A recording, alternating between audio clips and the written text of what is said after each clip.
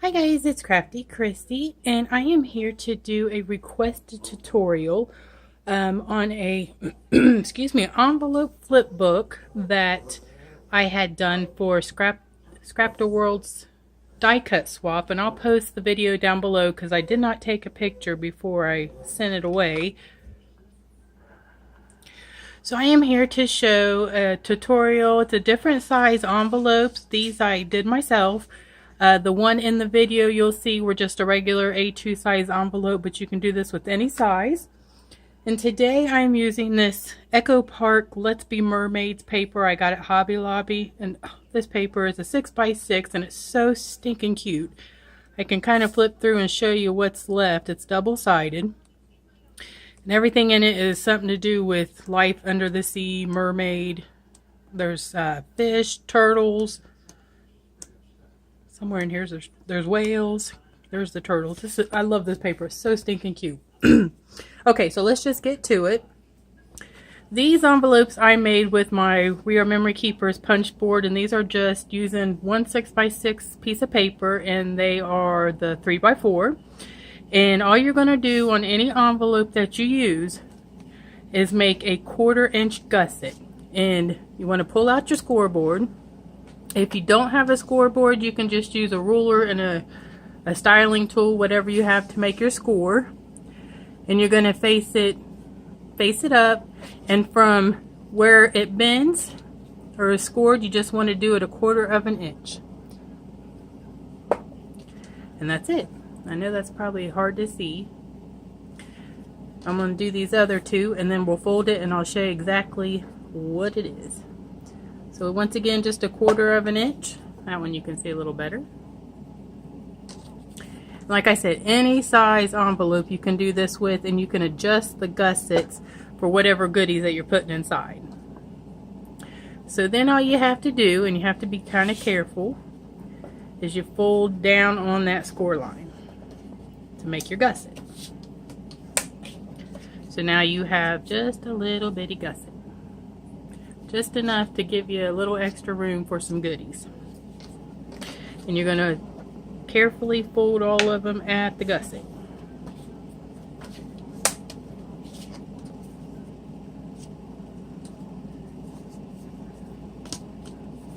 Just have to check, make sure they're even, because sometimes you can get them out of whack very easy because they're so tiny. And I know that one's going to be hard to see, but you can see it right there. And I'm going to just leave this, well, maybe not. Let's move it out of the way because the countertop's white. Now I'm going to pick what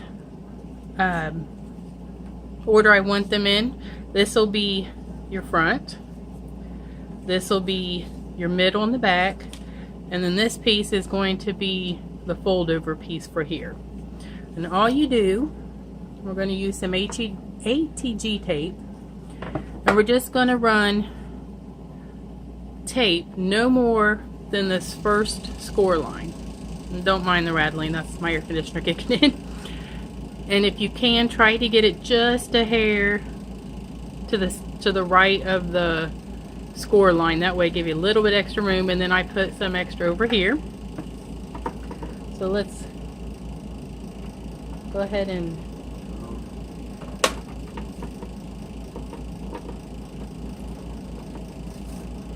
get some score or some tape on it. And that's kind of went over the edge there. I'm just going to flip that back. Okay. Then you take your next envelope that you have, that you want in order. Make sure I have it right side. And you're just going to line it up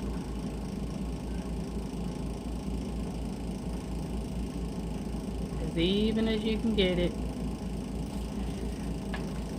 And just kind of press it down. And there you have just a little space for any extra goodies that you want to put in there. So we're going to do this last one. And there's lots of tutorials out there on YouTube. That's how I learned how to do mine, just from a different YouTuber, and I'm sorry I don't have the link. This definitely is not my original idea. Okay. We're going to take this one. This is hard to do standing up. You want to make sure that the bottom line right here is even with the bottom line right there. That's how you're going to get it pretty much all straight. And that's it. So now we have, you're going to fold it like that. It's going to fold like that and like that. Except this part, oops, I did that wrong. It folds in like this. I apologize.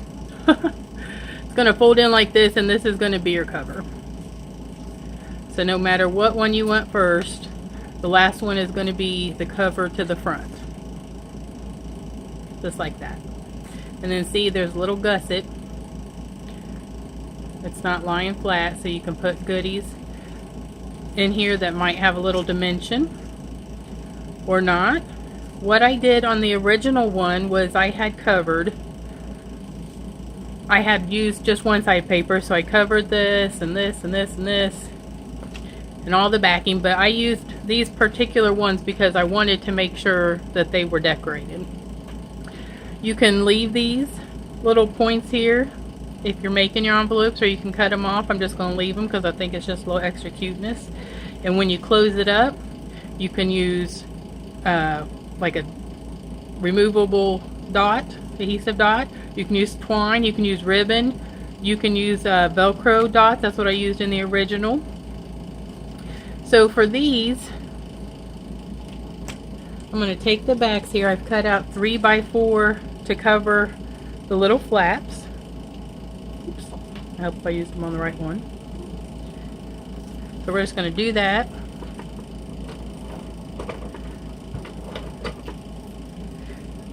I hope this makes sense. I am horrible at tutorials. But like I said, you can go on YouTube and you can find all kinds of ladies that have amazing tutorials and ideas for this. Okay, get all the extra gunk in there. And I want it to overlap on this one. This is the fish. I want to make sure I get it the right way. And all I'm going to do is just center it in between the score lines.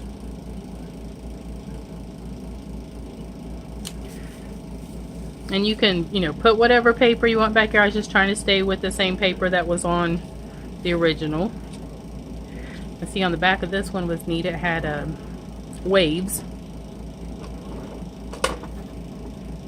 Yeah, that paper is absolutely beautiful. I wish they made it in an 8.5 by 11, but to be honest, I didn't look. So I will have to double check, because I'd love to find an 8.5 by 11. And then we're just going to cover the flap you see from here.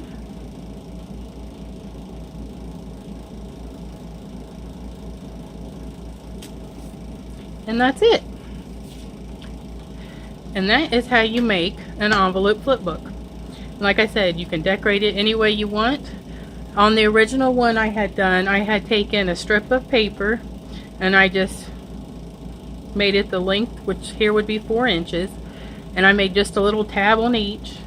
And I made like a pocket type adhesive, or hole. Just a little strip, probably a 1/2 inch strip, so I could slide extra goodies up underneath it. But on this, since it's so small, I'll probably just leave it as is and decorate it however I want. So I hope that helps. If you have any more questions, for the lady who requested to see how I made one of these, just shoot me a message. I would love to give you any information I can. Also, I wanted to share a little tip. You can't see it now. I should have did it afterwards, but I had like adhesive marks from a project I really couldn't tell you, and I took one of these because I a long time ago bought it to see if I'd like these quick erasers, like the, oh, I can't think of the name. Well, this is from the Dollar Tree, and you get 2 in a pack. And this, what they look like, and it looks like this now because I was digging the gunk off. But I use this to clean projects like this, or tools like this where I have stuff I just need to wipe off that I can't seem to get off myself with just water. And I also use this for my, well, my stamping. I can't think of what it's called. It'll come to me. But the stamping tool where you put your stamp on and then you press it down. Cannot think of the name of it. Anyways, it takes the ink off. It took off several different inks I had on there, from StazOn to Versamark. So those are wonderful for that. And 2 for $1. You know, I'm not going to fret over it tears up or whatever, because you're only going to get a couple uses out of it. But anyways, ladies, I hope this helps. I've got a couple rebuild videos coming as well, so I hope you stay tuned. Once again, thanks for watching. Hope everybody's having a blessed night, and I'll talk to you ladies soon. God bless. Bye-bye.